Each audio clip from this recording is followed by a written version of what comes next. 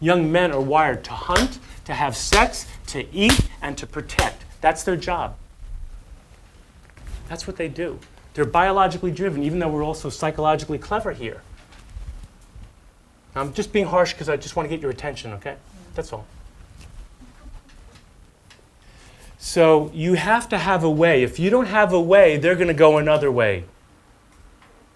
That's a real principle for the right way. True for all adults. If you don't have a way, you'll go another way. You'll leave yourself, so to speak. And as a physician, one thing I know about illness, most illness is stress-related. It's self-induced because we're anxious, because we're not sure who we are, and we're doing all this stuff, but we're not really connected. You know what I mean?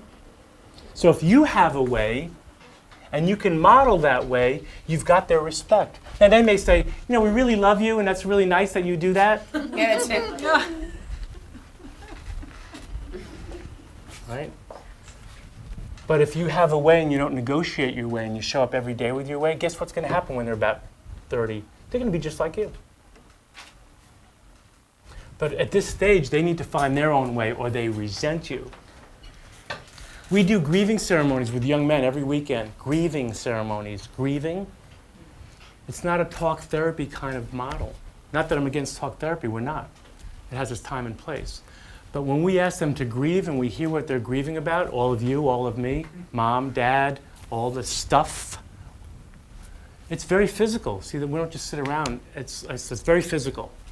And they get it out, and they scream, and they cry, and they yell, and they roll in the dirt, and they're up and they're down, and they're up and they're down. It takes hours.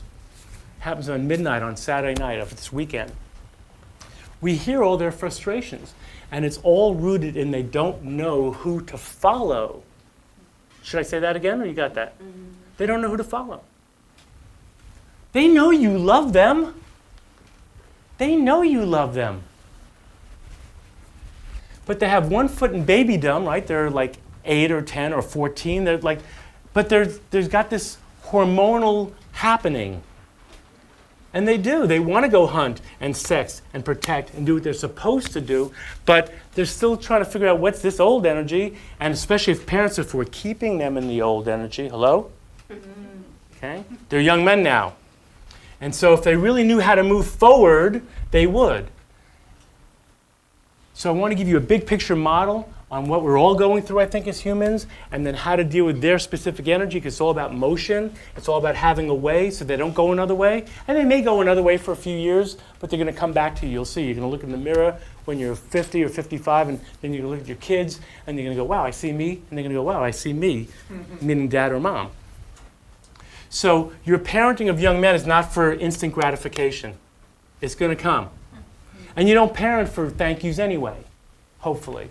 It's your spiritual path. It's what you created. You're here. It's the way that you're going to grow, right? So if you have a way, they won't go another way. And if you grow in your way, that's what you're modeling. That we're all here to be enlightened, or we like to call it enlightened. Find out who you are and practice that. And then they'll start to trust you. And when they trust you, they'll give you respect. But see, we lead by giving them respect first, because we treat them as just another creature of creation. We start there.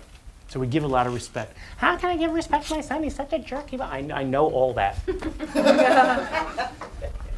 So we just handle about 90 questions and 4 hours of questions. I get that. I know that.